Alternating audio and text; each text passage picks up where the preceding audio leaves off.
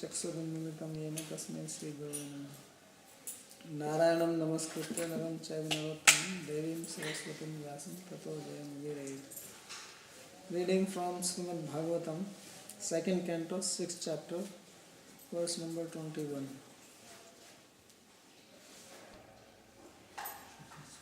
Brahma is continuing to explain about creation and the Creator, the Lord. And basically what he has said is that there are two types of worlds, two types of creations, the material and spiritual. Material we have some experience of, spiritual we don't have any experience. And the whole idea is that we have to use this material world, material facility, material body, material senses to get out of it.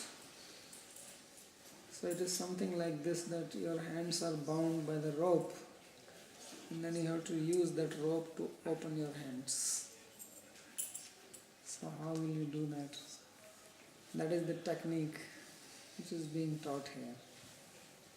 That how can you use the very object which binds you to release it?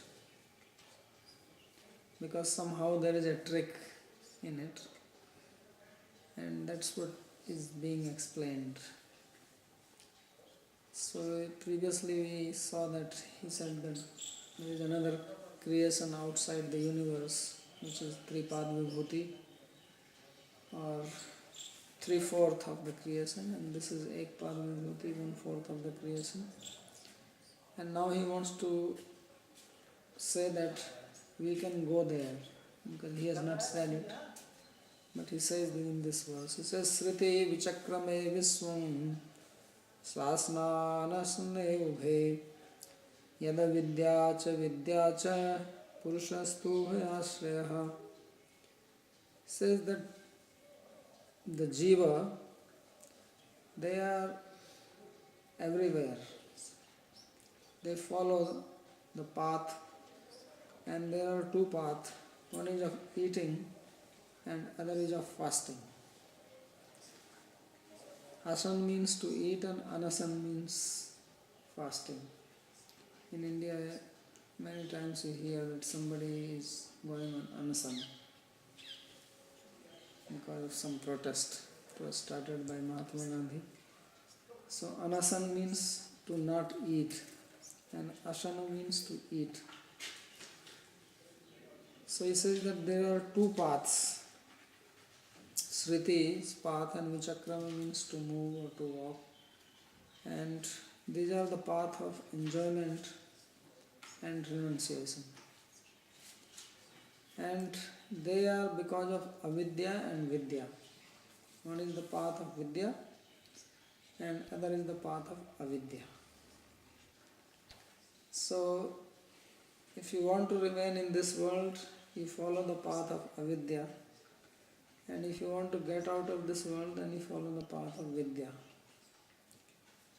And Lord is the shelter of both. Purushastu ubhaya ashraya. Both knowledge and ignorance, they come from the Lord, because He is the source of everything. We think that only knowledge comes from Him. Ignorance also comes from Him, because Maya is also His energy. Mama Maya, he says. So, depending on which path one takes, then one either wanders in this world or one gets out of it. So this is the purpose of describing this universe and divisions. And now he says that the living beings have this facility that they can go anywhere. So this facility is available to human beings, especially who are in the material world. Those jivas or living entities, who are in the spiritual world, they are fixed there. They don't want to come here. They don't even bother about it. They may not even know about it. So really speaking, they don't have the choice to come to material world. It's only we who have this choice, that you can remain here and you can get out. So this is the only purpose of our free will. There's a lot of talk about free will. Besides this, there is no other free will. If one has the ability, knowledge to choose to get out of this material world or remain here, then that is the only meaning of will. Other than that, there is no other will. Because whatever other desires we have, it is all colored by our past samskaras, the previous impressions of enjoyment and suffering. And if we are making any decision based on that, then that is really not will. That is not free will. Why it is not free will? Because it is really not free. It is coming because of the conditioning we have. So the only free will, the only way free will manifests is if we decide to become devotees of the Lord. And then we become free. We think that it is called free will, that we are free. But actually it is called free will, that by using this you will become free. Otherwise there is no other will is not free will, that is bound will. That is remaining in this conditioning. So for that he says that Sriti Vichakrame Vishwam. Vishwam is another name for living being, because it goes everywhere. Vishwam Anshati iti Vishwam. Krishna says in Bhagavad Gita that soul is Sarvagata. Sarvagata means it goes everywhere. And everywhere the souls exist. Not only in this physical human body, but in everything else. But all his movement can be divided into either for eating, which means enjoying, and also suffering, because enjoying and suffering, they come together. All enjoying is the seed for suffering. Whatever we enjoy, then we are already making a program for suffering. And later on when suffering comes, then we wonder why are we suffering? What did I do to suffer? No, we enjoyed. So just as we have this building and there is only one door to enter. So good man or bad man, both will enter through the same door. So similarly, suffering and enjoyment both have only one entrance. Good fellow and bad fellow. And that is our mind. So when we open it for enjoying, it is also open for suffering. It's not that you are going to scream. So enjoying is the seed for suffering. More a person wants to enjoy, more he suffers. So those who are enjoying, don't think that they are only enjoying, they are also suffering. You may not see it. They may be suffering silently behind the doors, but they have to suffer. You don't have to explicitly know it. You can guess it very well. That there is no enjoyment which will not bring suffering. This is the law of material nature. So therefore it says asana and anasana. So some people, they understand this, and these people are very rare. Only by hearing from scripture we can understand this. So then they give up this idea of enjoying, which is just another way of suffering. Without suffering there is no enjoyment, without enjoyment there is no suffering. So they are called anasana, following the path of not enjoying. And of course, simply to say path of no enjoyment also does not help. It actually means that to perform devotion. Because without performing devotional activity, it is impossible to get out of this material world. So that is the formula which is being given here in Bhagavatam. That is the knowledge which is being revealed here. So Sri Vishwanath Chakravarti Thakur says that Ukta Lakshane Ek Pada Tripada Vibhuti Jiva Eva Prapnoti. He says that this creation which was described in the previous verse, the material creation and spiritual creation, it is Jiva who gets or who resides in it.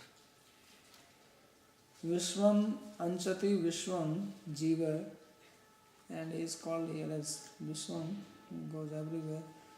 Shri Ekpat, Switi Ekpat Tripat Vibhutyo Panthano Vichakrame Chalati Ladarthe Lit. So he walks on these two paths, path of materialism and path of spiritualism. Sriti Kridrishyao Sasna Nasne Bhoga Varga Prapti Sadhana.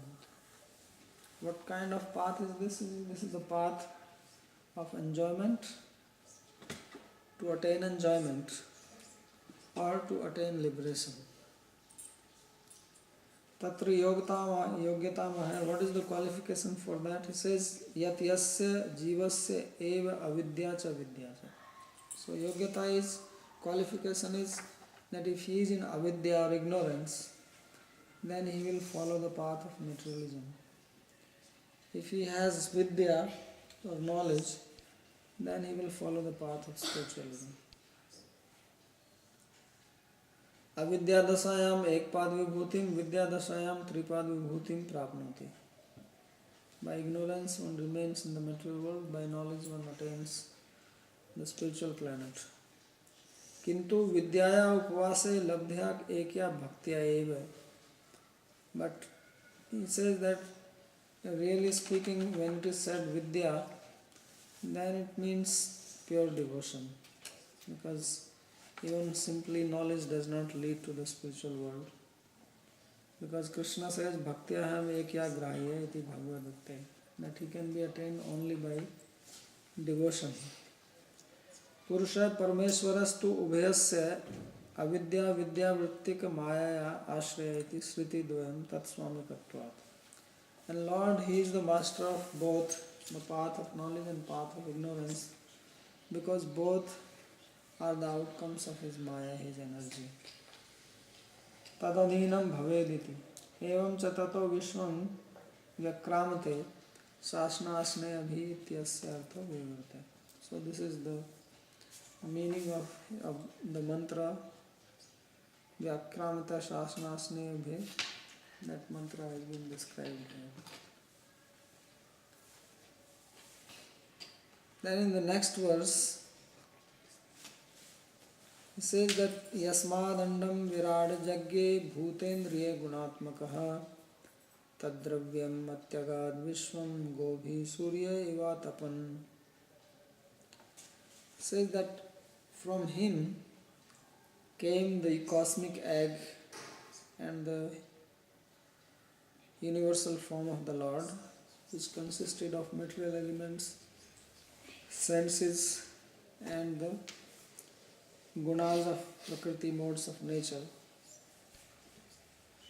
Tadravyam atyagat viswam gobhi surya ivatapan.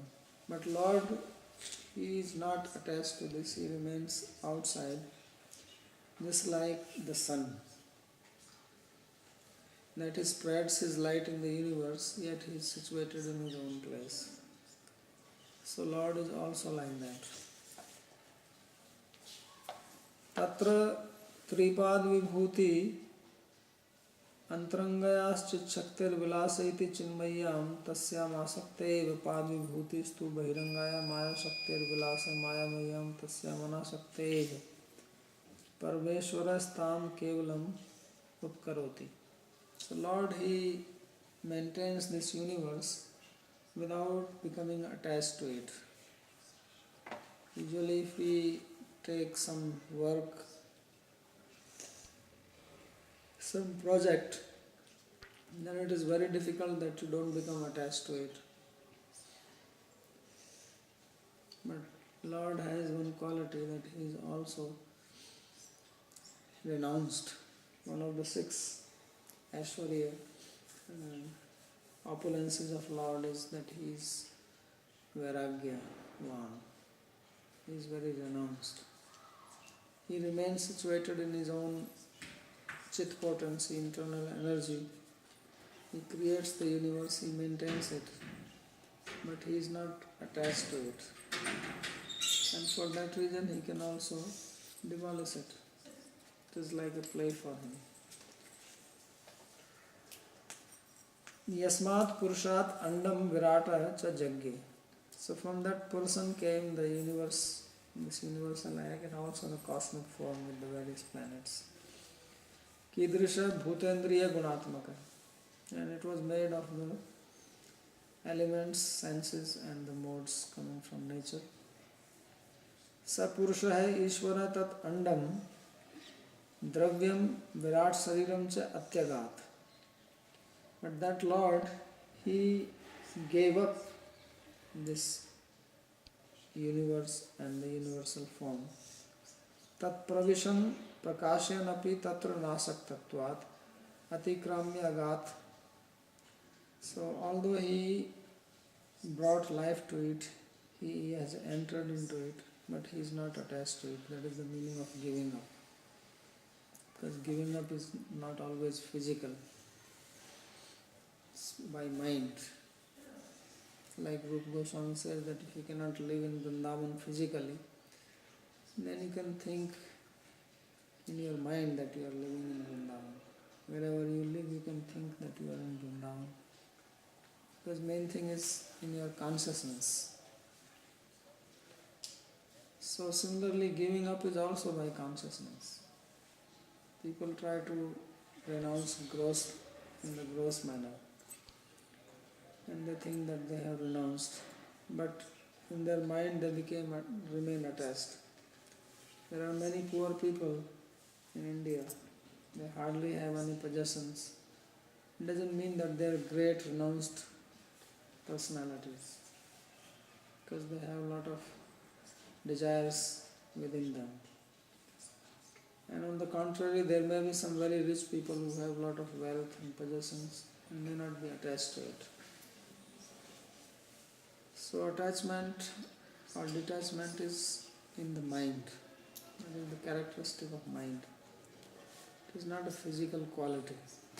That physically you are not somewhere, so you are renounced.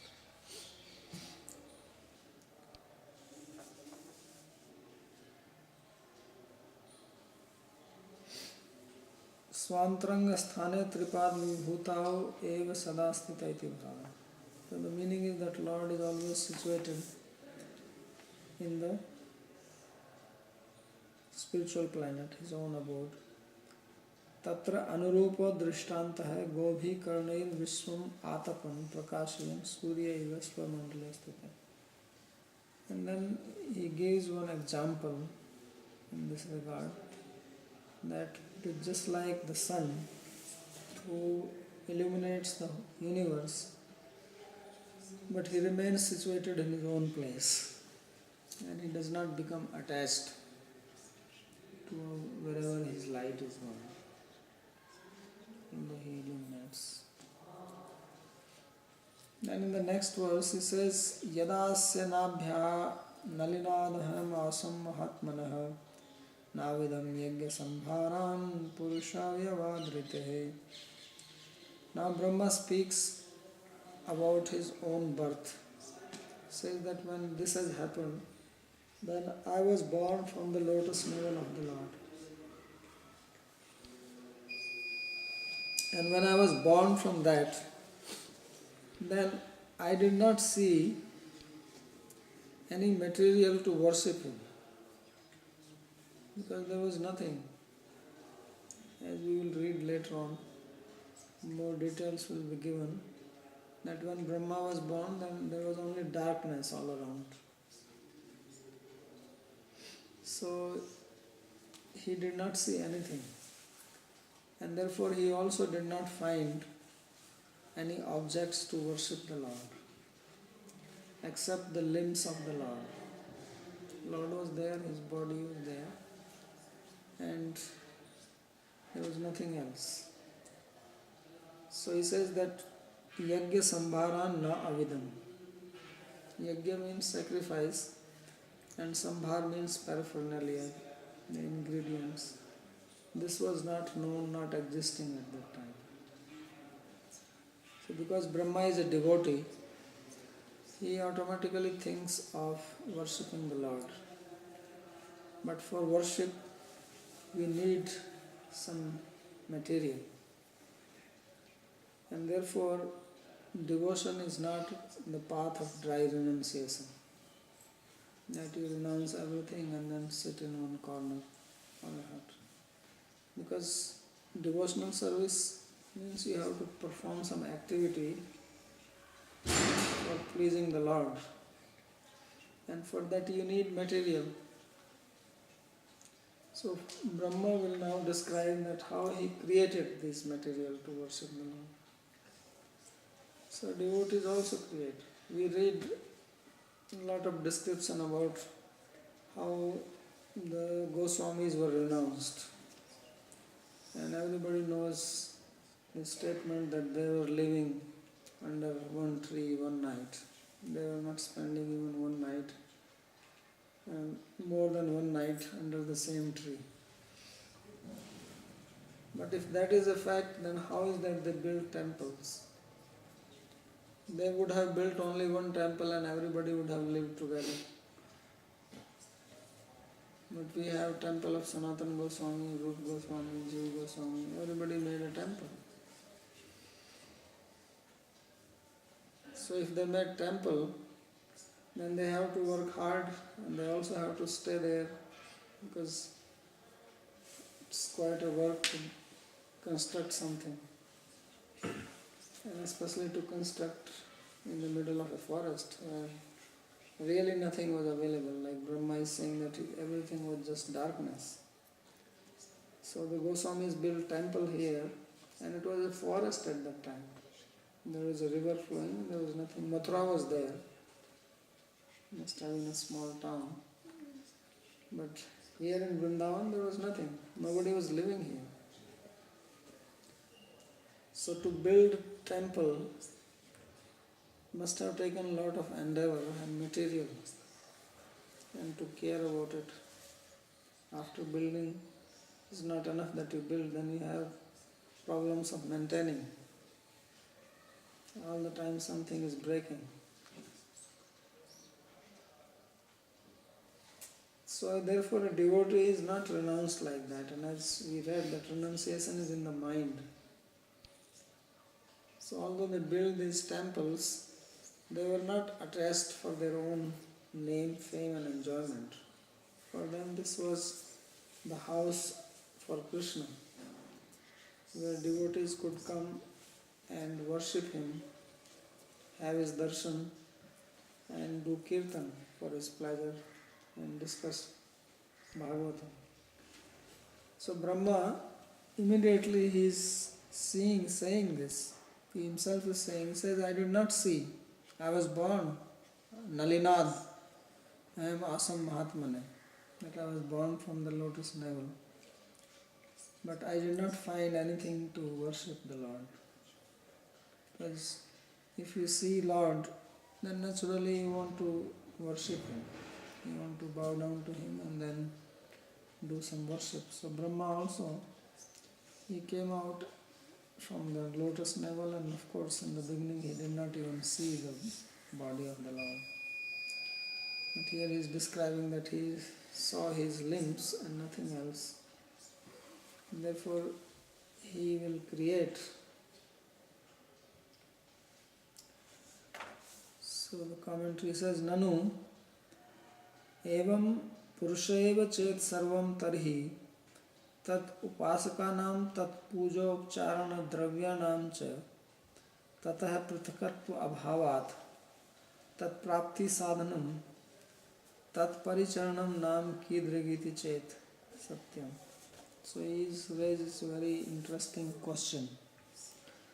Says that in the beginning there was only Lord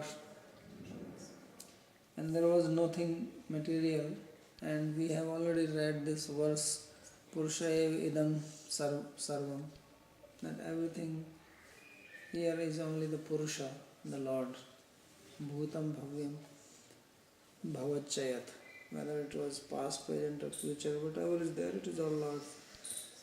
So how you are going to worship Him? Because to worship Him there must be something which is different from Him.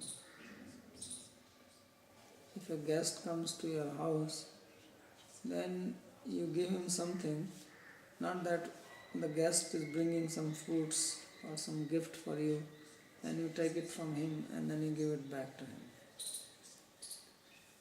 So you have to give something from your own place. But if Lord is everything and everything is manifestation, so nothing is different from Him, then how He can be worshipped and how He can be attained then? Because we have been reading that He can be attained only by devotion.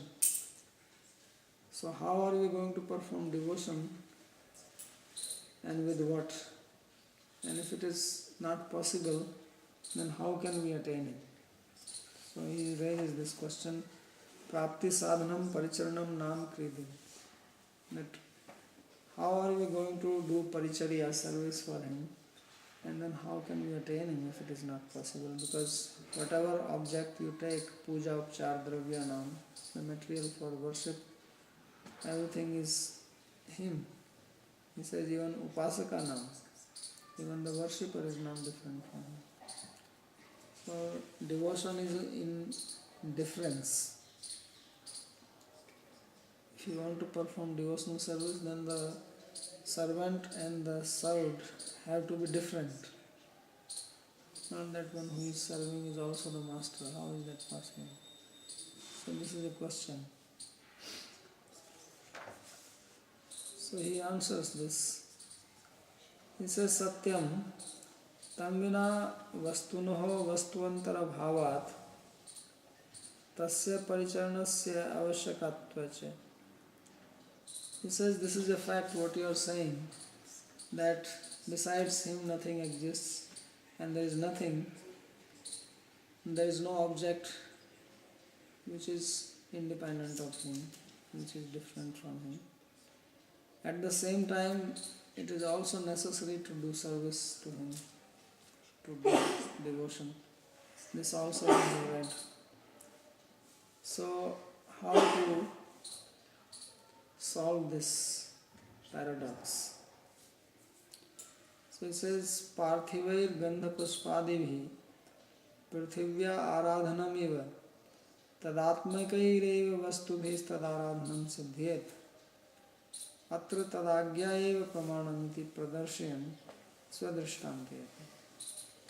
It says that just as if you want to worship Mother Earth, how you will worship? Then you take flowers which are also born from earth and then you offer them to earth. Or you go to Yamuna and you take Yamuna water and you worship Yamuna with Yamuna water. So in the same way, Lord is worshipped by the objects which are coming from Him. And in this regard, His order itself is the proof. Because Krishna says, Yad juhosi yadasnasi. Says, whatever you eat, whatever sacrifice you give, yadadasi, whatever activities you perform, whatever charities you give, you make it as an offering for me. Patram puspam phalam toyam yoman bhakta priyachaka. So he says, do this as an offering. Even if it is a leaf, water, some fruit, flower, doesn't matter.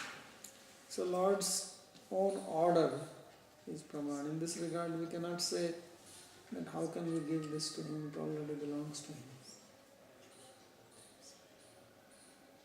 Sometimes people say this, that what can we give to the Lord?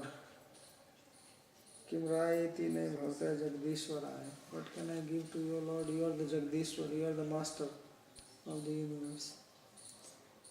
So, on his authority, on the authority of his words, we can take objects of this world and offer it back to him. Otherwise, it is not possible to worship.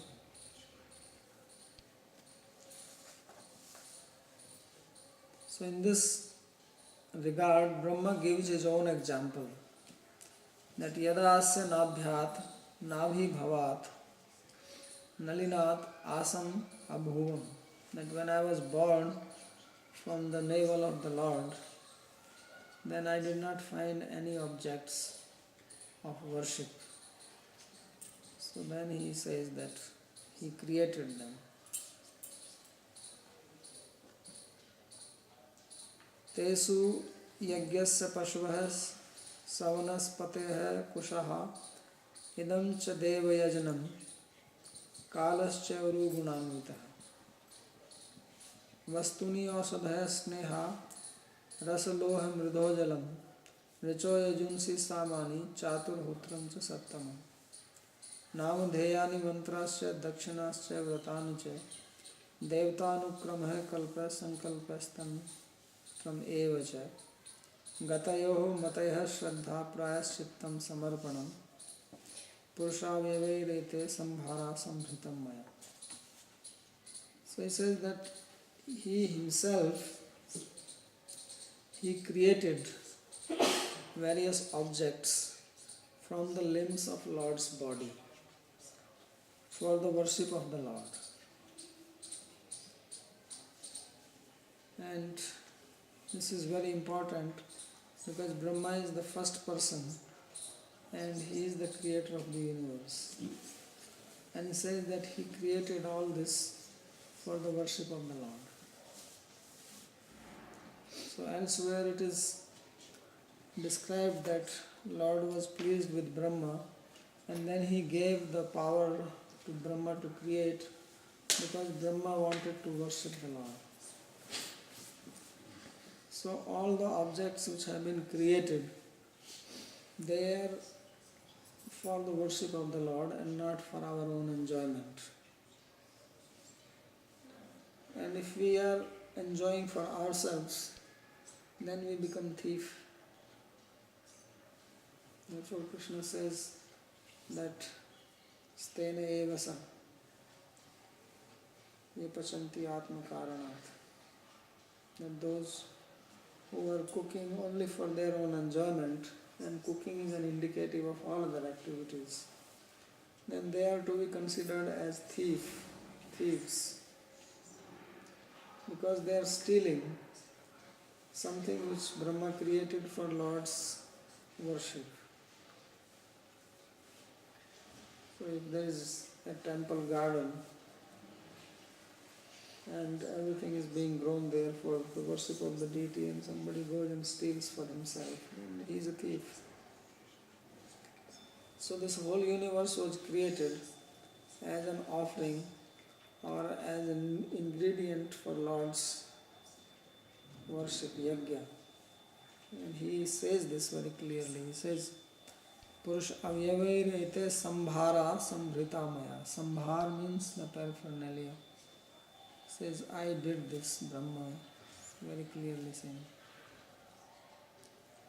Teshu yagyasya, for the yajna, created animals, vanaspati, the various herbs, kushagras, idam cha devyajnam kalascha rugunanvita, and the various auspicious times for the worship of the Lord.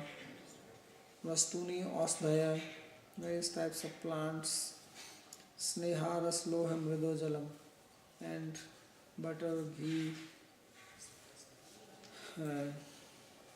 metals, earth, water, in the Vedic mantras, Richoye Junsi Samani, the Samveda Chaturhotram Chasatam, and the Chaturhotra sacrifice. Nam Dhayani Mantrasya Dakshinasya Vratanicha. The various names which are found in the Vedas, mantras, and also Dakshina, the Vratas, various types of principles to be followed.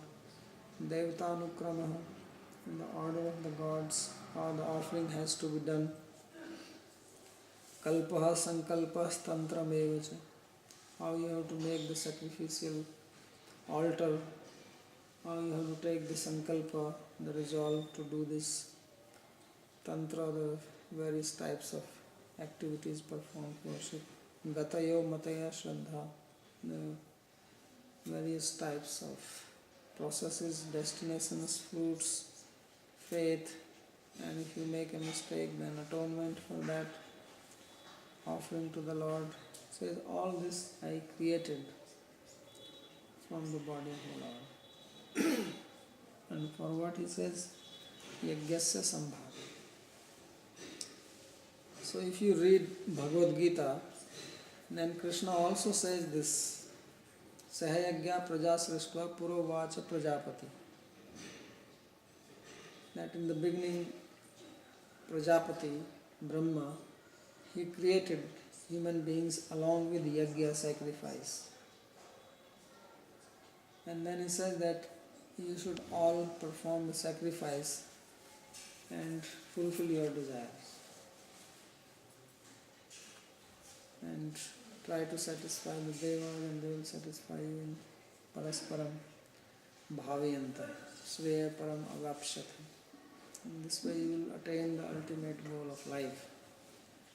And Krishna says that he has set up this cycle of yajna. Evam pravartitam chakram namo vartati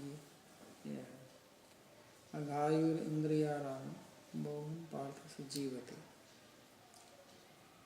So this is the whole philosophy of the universe.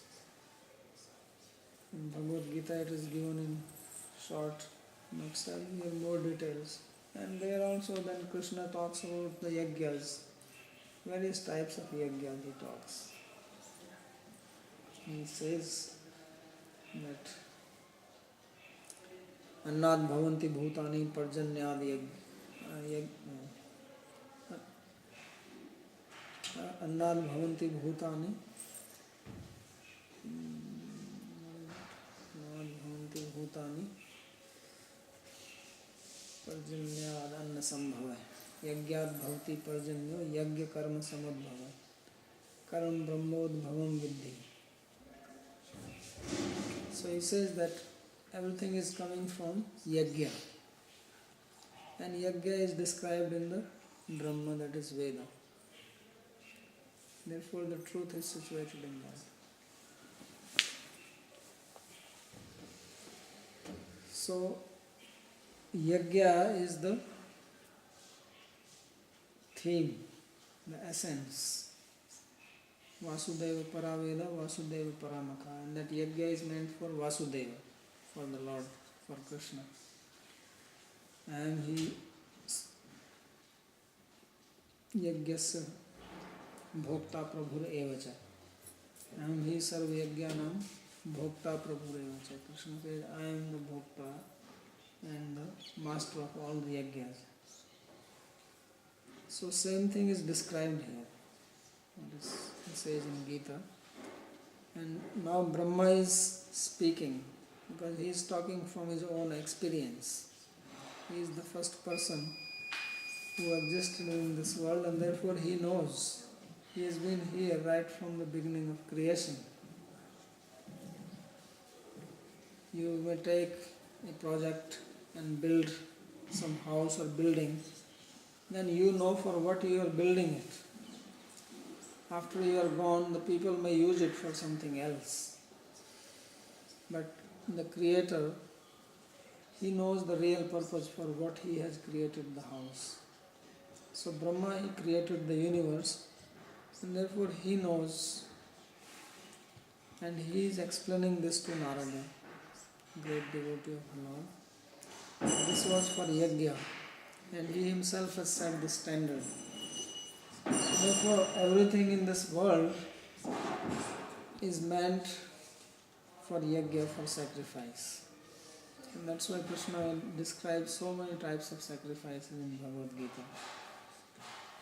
Sacrifice of mind, sacrifice of senses, sacrifice of material elements, sacrifice of knowledge, everything.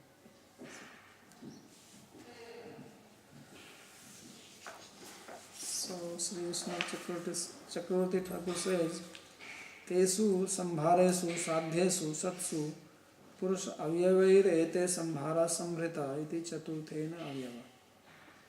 So he says that from the limbs of the Lord's body, all these material elements were created by Brahma.